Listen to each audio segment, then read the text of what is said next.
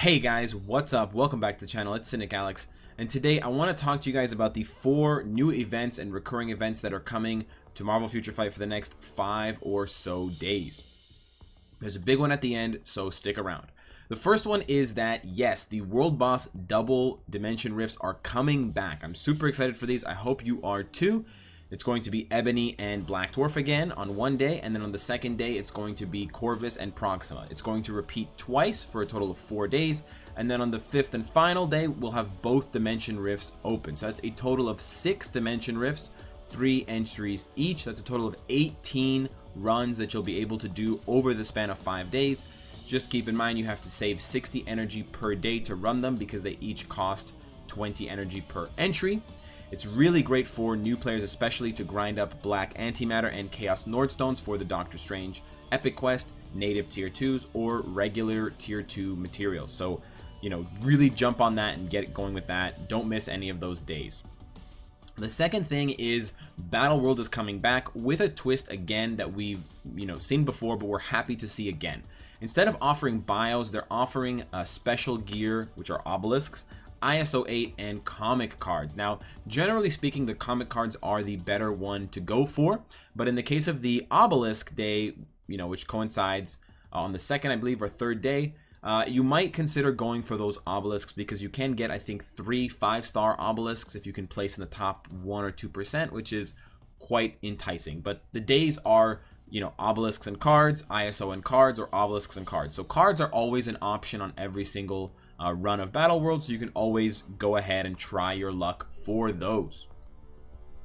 The third announcement are these new unlimited time sales that are going to go on in the game. These sales obviously cost crystals, but they're quite reasonably budgeted. These are some of the best deals that Netmarble does, and I personally will buy some, if not all of them. They each cost 1,000 crystals, and they're, they all have 100,000 gold, which is pretty paltry. They all have 2 platinum gift boxes, which are kind of these random goodie bags that can contain rank up tickets, Black Antimatter, Chaos Nordstones, or a tier 2 ticket if you're extremely lucky. And then the primary item that you get for them is the one that changes. So the first set is going to contain 2 mythic cards, which is amazing. That's 500 crystals per mythic card. It's the cheapest they will ever be in this game. Then the second sale will include 2 fully awakened ISOs, and that's another insane value, guys. It takes 21 6-star ISOs to make 1 fully awakened one. So that's 42 ISOs for 1,000 crystals. And then the last one is 2 mythic obelisks. That's probably the worst one because given that there are so many different options for an obelisk and the primary stats matter so much, you're very unlikely to get a good roll on them, and they're just going to end up being fodder for other obelisks. But I would say that the ISOs are probably the best deal because there's so few ISOs to get, and almost all of them are useful except Nimble.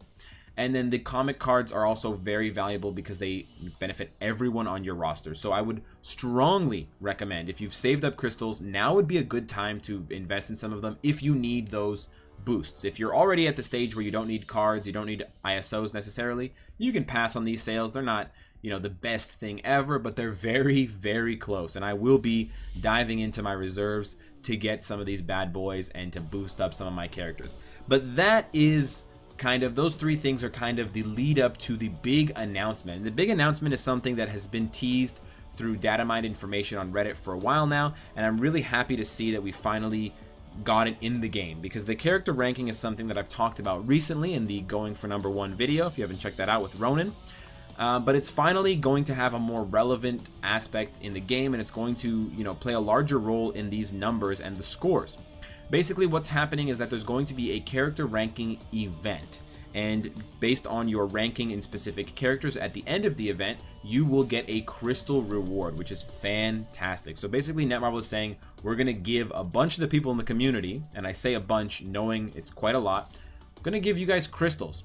Now, of course, the amount of crystals you get is going to fluctuate wildly. Top prize gets 2,500 crystals, lowest prize gets 40 crystals, but hey, 40 crystals is better than 0 crystals last time I checked. So let's not get too salty about that. However, it's very cool what they're doing thematically. This time around, they're going to be selecting the Guardians of the Galaxy. I am very lucky that Ronin is included in the Guardians of the Galaxy because I do have rank 30 Ronin right now. Just to give you guys an example of what you can expect, if this event were to end right now for Ronin and Nebula, which is the first slot of contests, I would be taking home 250 crystals for my efforts. Now, I take home 250 crystals because I'm in the top 50. Rank 777th also gets a 750 kind of random crystal bonus, which is fantastic. And then the other percentage points get a certain number of crystals. I don't know if the ranking and the percentages overlap. Thank you for the Dimension Rift. So I don't know if for placing in the top 50, I get 250 plus 100 for being in the top 1%, or if I just get the higher crystal bonus of the two. I hope it's both, but I'm guessing it's just the higher bonus of the two. Now, I will put this out there for you guys who are thinking, I'm going to go run and upgrade Ronin and Nebula for the first event, which is the first time slot, and then the next is Drax and Yondu, and then the next is Groot and Rocket, the next one being Gamora and Star-Lord, and the last one being Mantis. I want to kind of dissuade you or caution you on building up these characters just to try to win some crystals. If you have a character in the top 50, I'd say it's a good idea to invest in them a little bit and build them up to try to get more crystals. However, if you're one of those players who, hasn't really invested in them, if those characters for you are rank, 2,000, something like that, just hope that you're in the top 50% to take home 40 crystals and leave it at that. Because more likely than not, because of these events, a lot of whales are going to wake up and they're going to start investing in these characters like crazy because they want to be on that leaderboard. And they have a lot more of an investment than you have into the game. And they can also very quickly invest more to ramp up their build of those characters in an instant, in a flash. I wouldn't be surprised if my Ronin suddenly drops from rank 30 down to like rank 300. That could happen. I might fight it, but I might not. I might just accept that I'm not going to be an ultra whale for a character like Ronin and, play with the big mammals. And the reason why I'm cautioning you guys against this is, one, the crystal, points that you get, the amount of crystals that you get is really not amazing until you get into the top 20. The top 20 get 500 crystals and up, which is great, but you're probably going to need to spend some crystals just to make it into the top 50. So this is not, a win for nothing or a free investment type of thing. You're not going to get there without a lot of investment. And for two, a lot of these characters that they're asking us to invest in, at least initially for this Guardians of the Galaxy themed event, are not very good. Nebula, Ronin, Drax, Yondu, Rocket, Gamora, Star-Lord, all of these characters are B-list, B-tier, or lower in the totem pole of the game. If these were characters like Doctor Strange, Destroyer, characters that are very relevant to the meta, both in PvP and PvE, then yeah, I would recommend, you have nothing to lose. But actually in this case, you do have a lot to lose, because if you invest all your crystals and all your gold and all your resources in Yondu, and you get into the top 10, and you get your 750 crystals, that's fantastic. That's equal to 1 uniform. You could have just blown, 20 million gold. You could have blown all your Uru. And it's really not an equal balance. If you think about it, guys, 20 million gold is worth a lot more than 750 crystals. Trust me. So please, I caution you guys, consider where you are in the game. Consider how close you're going to get. And bear in mind that there will be a bunch of people who weren't competing before who will suddenly begin competing and who will make this a much more difficult battle to maintain your position in, especially if you have a very popular character once it rolls around to those. I don't think that the Guardians of the Galaxy are necessarily very popular aside from Groot and Mantis. I think those two are going to see very heated competition among the top whales for who can get into the top 50, especially because Groot with his new uniform is extremely valuable.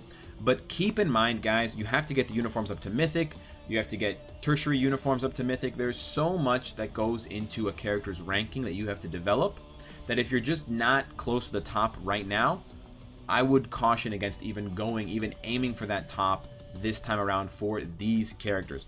But I am curious, guys, what do you think of these events? What do you think of Netmarble basically saying, hey, here's some free crystals. Do you like it?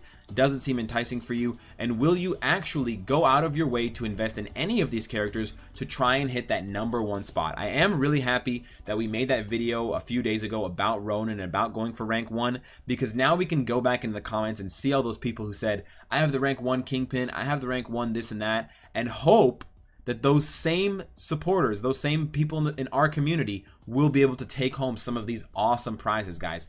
Up to 2,500 crystals are up for grabs, so I hope that some of you debris boys can take home those prizes and, you know, keep it in the family.